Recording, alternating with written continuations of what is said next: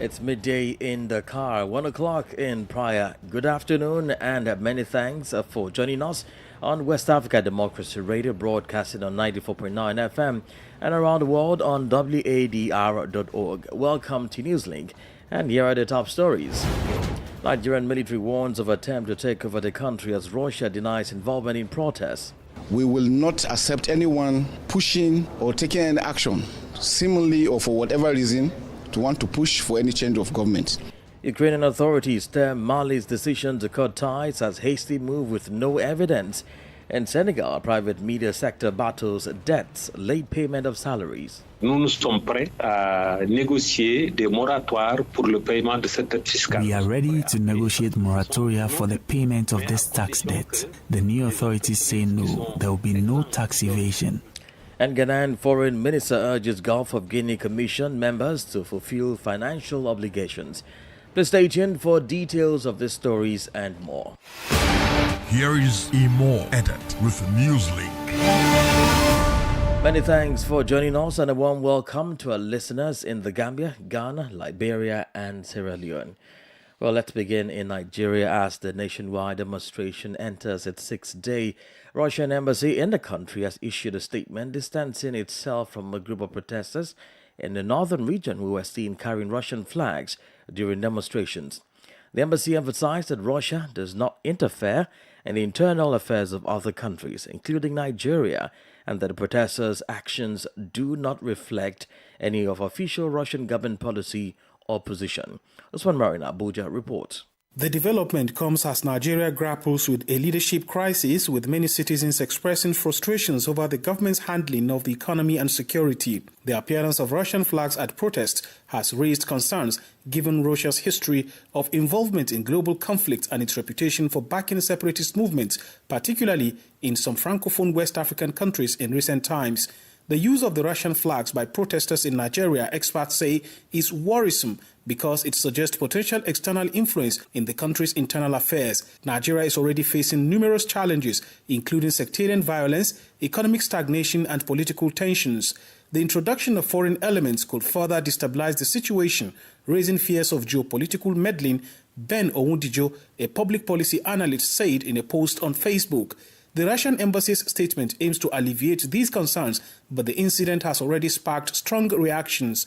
Nigeria's Chief of Defense, General Christopher Musa, speaking briefly after a security meeting with President Bola Tinubu alongside other security chiefs, has labelled the protesters' action as treasonable. We are warning in clear terms, and the President has also said we should convey this, that we will not accept anybody, any individual flying any foreign flag in Nigeria. That is treasonable offense, and it will be viewed and treated as such. So nobody should allow himself to be used by any individual.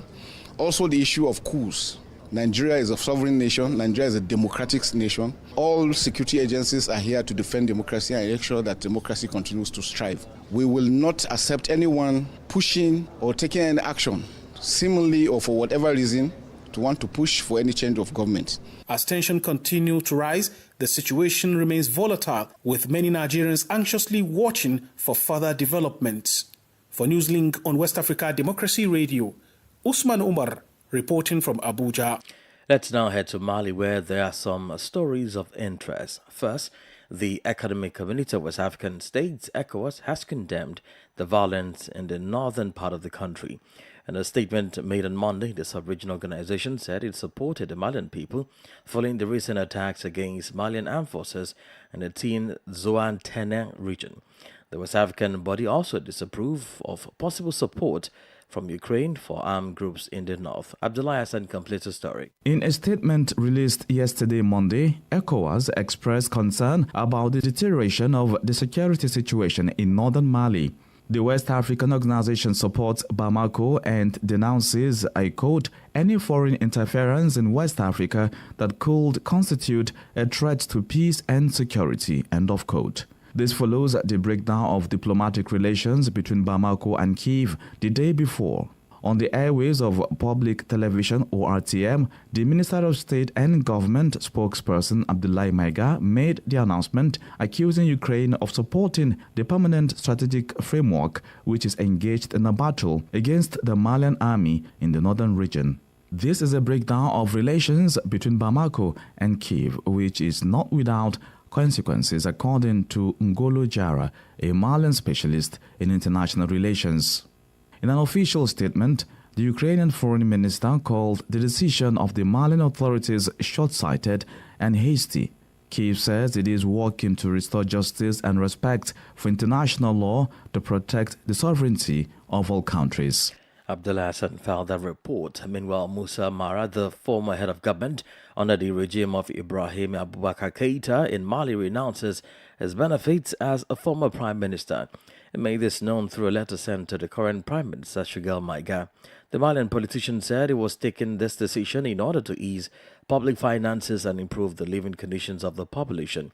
Details with Augustine Coley. In a short video posted yesterday Monday on his Facebook page, Musa Mara indicated that he was giving up his benefits as a former prime minister starting this month, August. He made this known to the current Prime Minister Senegal Maiga in a letter he sent to him at the end of last week.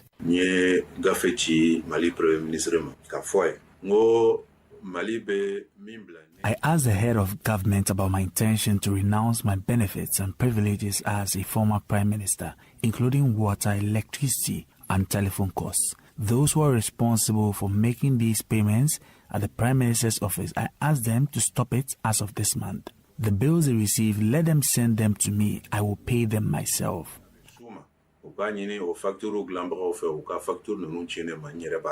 According to the former head of government under the regime of Ibrahim Boubacar Keïta, this decision is motivated by the economic situation that Mali is going through and aims to alleviate the suffering of the population. I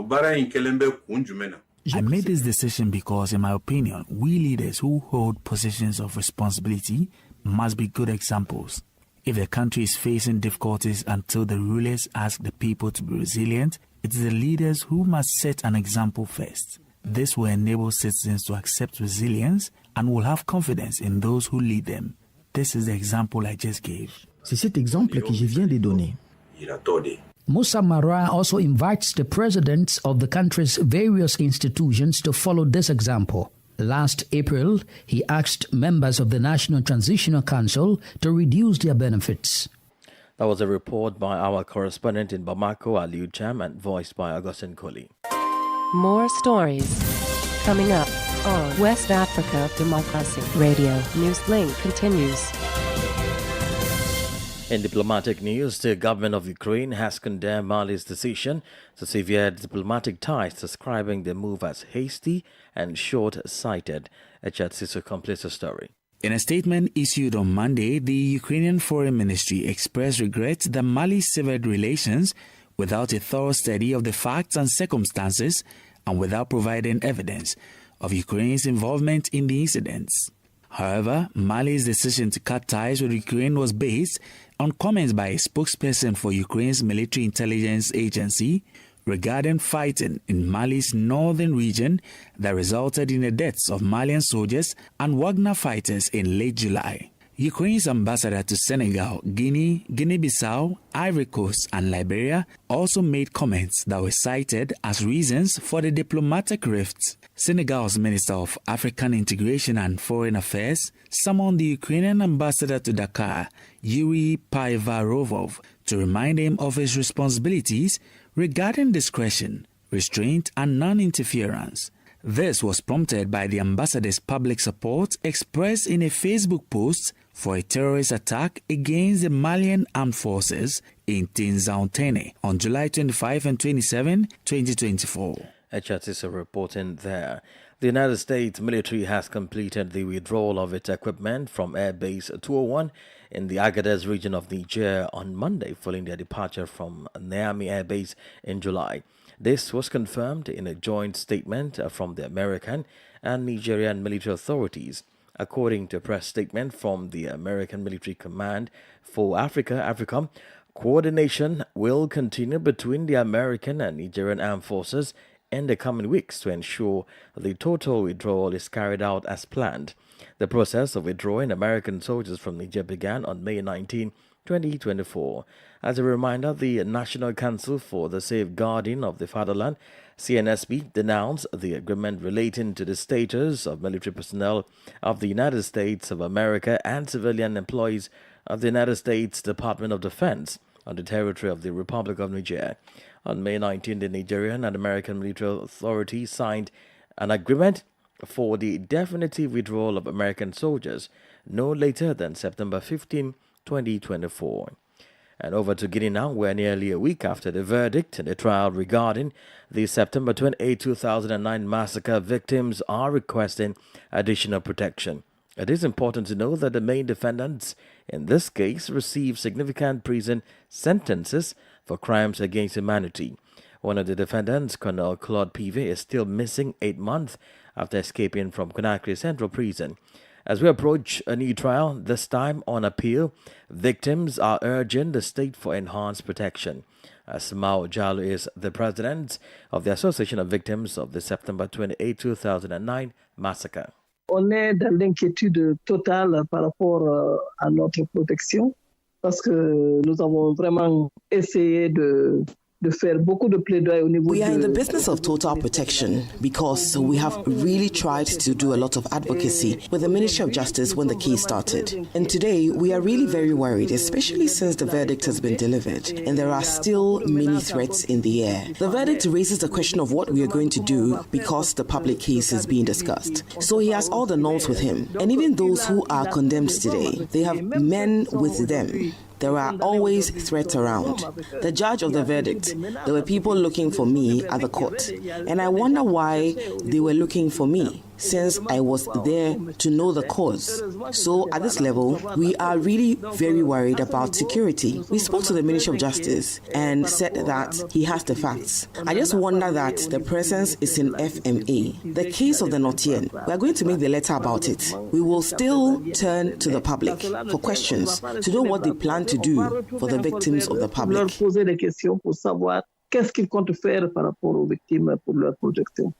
Asmao Jallo is the president of the Association of Victims of the September 28, 2009 massacre in Guinea. Let's return to Senegal, where there is deep crisis within private media companies. Tax debts, late payment of salaries, among other problems, are the issues that are shaking the sector. The situation is pushing some media house owners to suspend the publication of their daily newspapers, as is the case of the Africom Group, which has put the publication of its daily newspaper Stats and Sunulam on standby. The Senegalese media owners continue to mediate in vain for a moratorium on tax debt by the new authorities. Recall former President Macky Sall had decided on tax erasure for the press companies during a meeting. Here is Mamadou Ibra Khan, director of the Stats Dailies, and Sunulam, who is also president of the Senegalese Press Employers Association, on the subject. Nous sommes prêts à négocier des moratoires pour le paiement de cette dette fiscale. Les nouvelles autorités nous disent non, il n'y aura pas d'effacement. Nous disons OK. We are ready to negotiate moratoria for the payment of this tax debt. The new authorities say no, there will be no tax evasion. We say, okay, we are ready to pay because it is our debt, but on condition that companies that are exempt from the financial system can pay us with very flexible moratoria. But in reality, in the action plan that we wanted to submit to the new authorities, there is a specific tax on the press sector. All sectors that are built in the strategic and near sector in Senegal benefit from a specific tax. This is the case in agriculture, livestock, social housing, etc. And it is the same for the tourism sector. This is also the case of foreign investments in Senegal, where we grant an exemption and taxes for foreign investors, a total exemption that can last up to 5 years. So we can say that we are a sector in difficulty, a sector in crisis, and therefore we claim the status of a critical and strategic sector of Senegal because the press is a barometer of democracy. The press is a factor in strengthening democracy for plurality and freedom of expression. La presse est un facteur de renforcement de la démocratie pour la pluralité et la liberté d'expression. Mamadou Ibra Khan is president of the Senegalese Press Employers Association. You're listening to Newslink on West Africa Democracy Radio, broadcasting from Dakar, Senegal. Here is a reminder of our top stories. Nigerian military warns against attempt to take over the country as Russia denies involvement in protests Ukrainian authorities term Mali's decision to cut ties as hasty move with no evidence. And Senegal private media sector battles debts, late payment of salaries.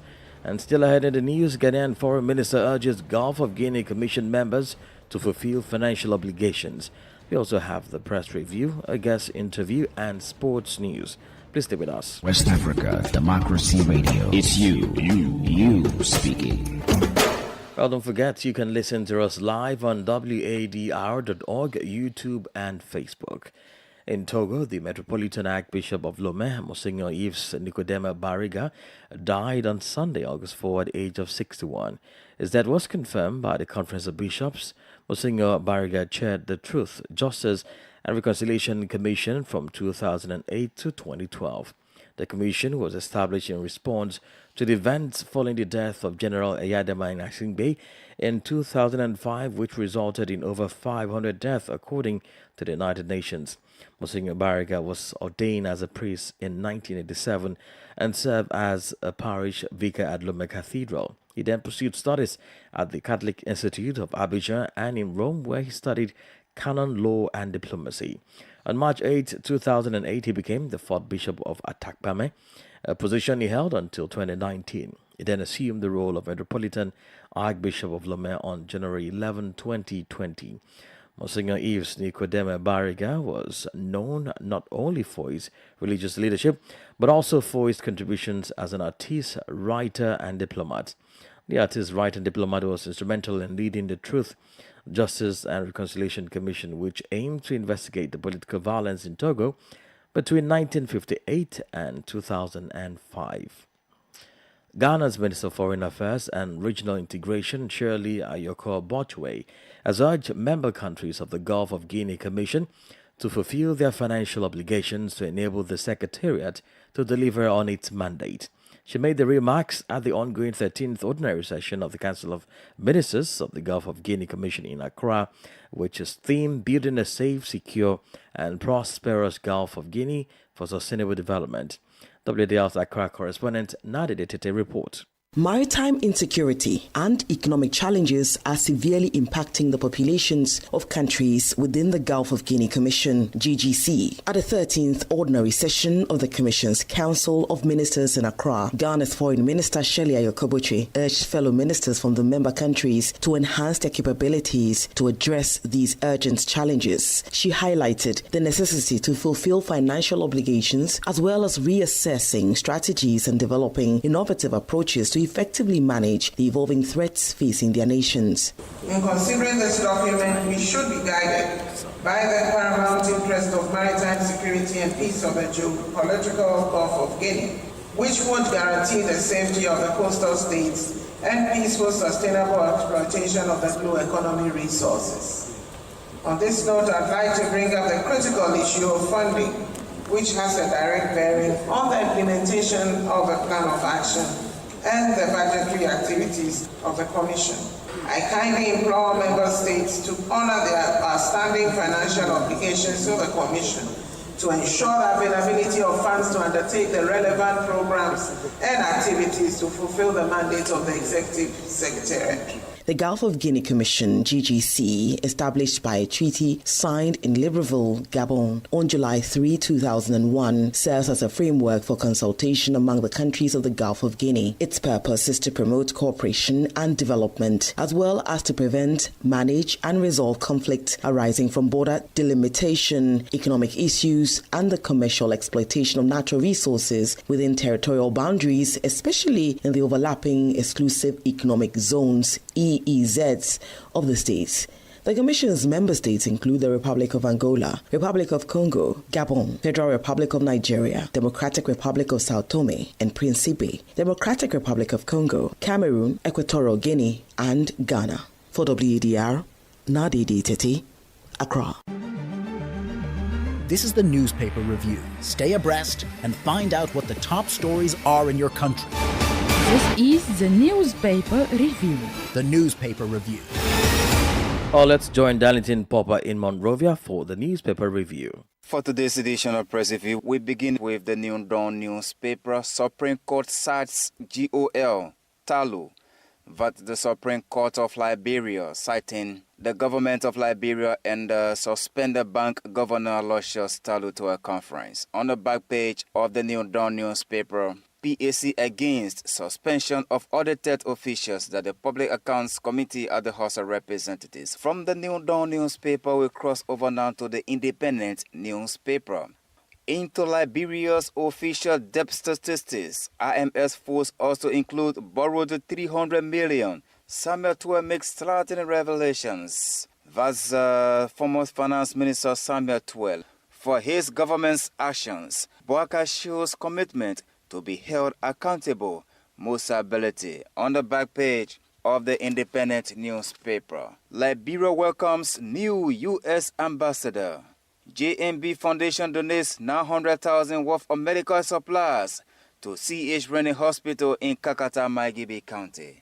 From the Independent newspaper, the Heritage newspaper is now our last stop for today's edition of Press Review.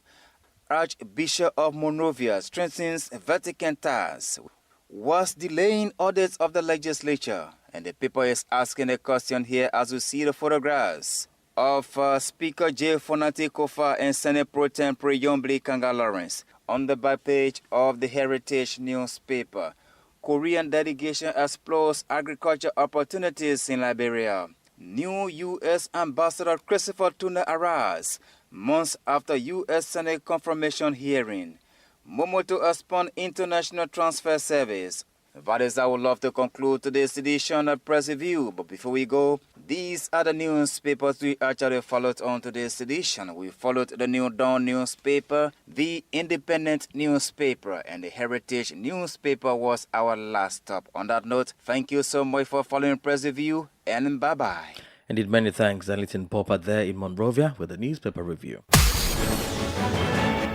Politics, analysis on major news, social matters, and all. This is A Guest.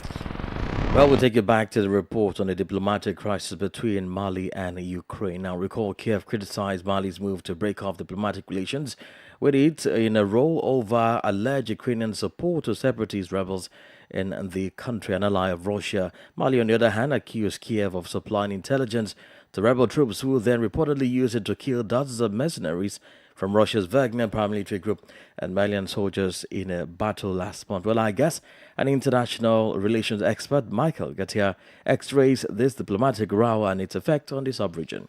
It is not surprising that the Ukrainian ambassador passed that comment about Mali, and then the military junta Mali have decided to sever ties with Ukraine. It is known, a known fact that following the military intervention in Mali, the Russia government, through its covert private military contracting firm, Wagner, have been in Mali providing all sorts of technical support, and in some instances, display of armed combatants for Mali and in countries like Burkina Faso. And these were very much needed for the national security interest of a country like Mali. We are aware that in the last 4 years, a lot of jihadists and armed militants or insurgencies have occupied parts of Mali, parts of Burkina Faso, parts of Niger, in these countries to initiate coup d'etat to restore or reclaim territories that have allegedly or so far been captured, and to conquer these armed militias and militants who are very much resourced logistically in terms of even information technological capacity.